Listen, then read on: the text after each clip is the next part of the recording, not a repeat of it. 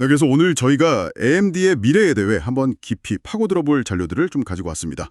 뭐 EBC 파이낸셜 그룹이나 TIKR.com 같은 시장 분석 자료도 있고요. 네, 그리고 토크IT나 슈카월드 코믹스에 나온 전문가 인터뷰 내용, 또 미중 채널의 재무 분석 영상까지 정말 다양한 관점들을 모아주셨네요. 네, 그래서 저희가 오늘 이걸 통해서 알아보려는 건 딱 하나입니다.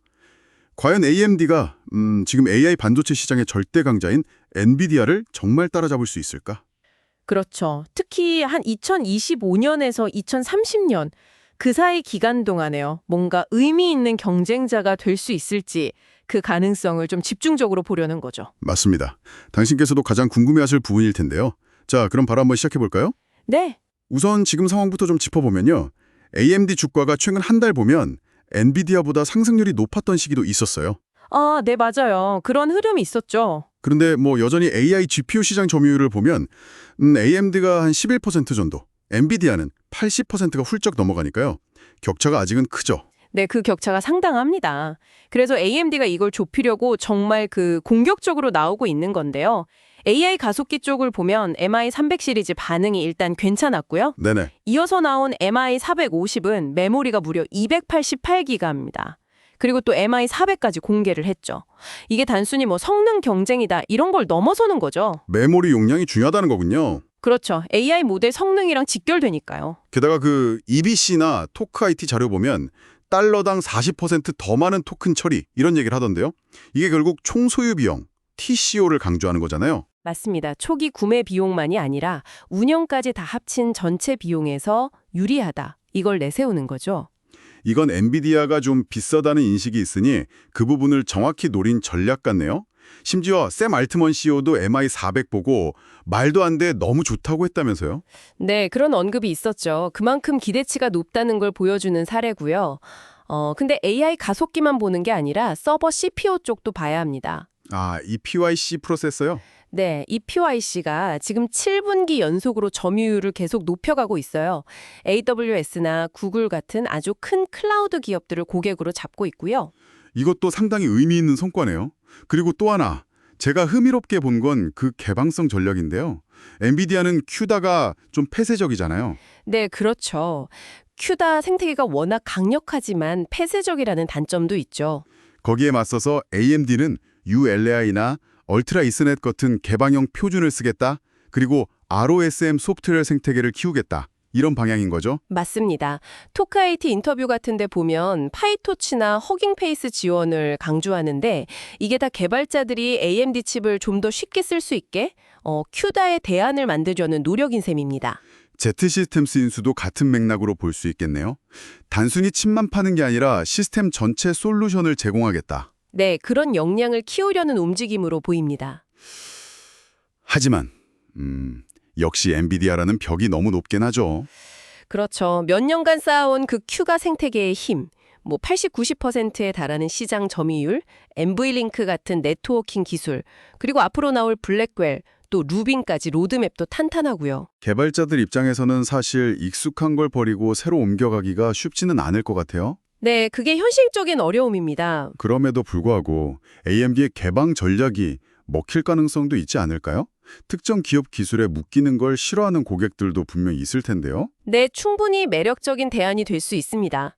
특히 토크IT 자료에서도 지적하듯이 AI 모델을 처음부터 만드는 학습 시장보다는 이미 만들어진 모델을 쓰는 추론 시장에 좀 더 집중하면서 비용 효율성을 강조하는 전략은 상당히 현실적이고 영리해 보여요. 아, 그러니까 쿠다 아성을 바로 넘기 어려우니 비용에 더 민감한 추론 시장부터 공략한다. 이런 거군요. 네, 그런 전략으로 해석될 수 있죠. 문득 과거 사례들이 떠오르네요. 슈카월드 자료에서도 언급됐지만 인터넷 초기에 야후랑 구글, 또 PC CPU 시장에서 인텔이랑 AMD 경쟁처럼요. 맞아요.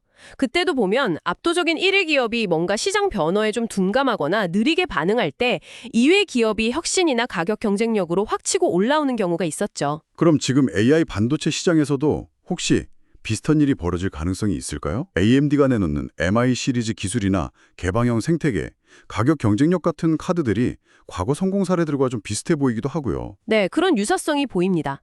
게다가 요즘 보면 고객사들이나 심지어 정부 차원에서도 특정 기업, 즉 엔비디아에 대한 의존도를 좀 낮추려는 움직임이 있잖아요. 이것도 AMD에게는 기회가 될 수 있겠죠? 재무적인 측면에서는 어떤가요? 재무지표에서도 좀 흥미로운 점들이 있어요. 미주은 채널 분석을 보면 순이익이 늘어나는 속도보다 영업 현금 흐름이 늘어나는 속도가 훨씬 빠르거든요. 현금 흐름이 더 빠르게 증가한다고요? 네. 이게 보통 미래 이익 성장에 대한 좀 긍정적인 신호로 해석될 때가 많습니다. 그리고 또 EBC나 티칼 자료 보면 주가 수익 비율, PE가 엔비디아보다 낮아요. AMD가 한 25.6배 정도고 엔비디아가 34배 정도니까요. PEG 비율도 0.76으로 1 미만이고요. 그 말은 성장성에 비해서는 주가가 아직 좀 저평가되어 있을 수도 있다? 이런 해석이 가능하겠네요? 네, 그런 가능성을 시사하는 지표들이죠. 애널리스트들을 목표 주가도 보면 평균 184달러? 높게는 427달러까지도 나오던데요. 기대감이 꽤 반영된 것 같습니다. 그렇죠. 하지만 물론 투자는 항상 신중해야 합니다.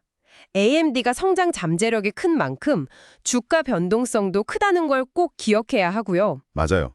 안정성을 더 중요하게 생각한다면 엔비디아가 더 나은 선택일 수 있다는 의견도 일리가 있죠. 포트폴리오를 좀 분산하는 것도 방법이겠고요. 이건 정말 당신의 투자 성향에 따라 판단이 달라질 수 있는 문제인 것 같습니다. 네, 그렇습니다. 자, 오늘 이렇게 쭉 살펴본 자료들을 종합해보면 AMD가 확실히 강력한 기술과 전략, 또 재무적인 가능성까지 보여주면서 엔비디아에게 도전장을 내밀고 있는 모습입니다. 네, 정말 흥미로운 경쟁 구도예요. 과거의 기술 시장의 판도를 바꿨던 그런 도전자들의 모습이 어쩐지 겹쳐 보이기도 하고요. 그렇죠. 정말 흥미진진한 언더독 스토리가 될 수도 있겠네요. 마지막으로 당신께 이런 질문을 한번 던져보고 싶습니다.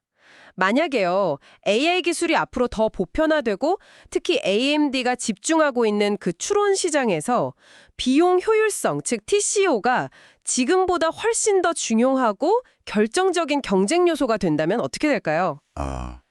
비용이 정말 중요해진다면요. 네, 그때가 되면 어쩌면 AMD의 개방형 표준이나 가격 경쟁력이 지금 엔비디아가 가진 그 강력한 생태계 독점력보다 더 큰 무기가 될 수도 있지 않을까요?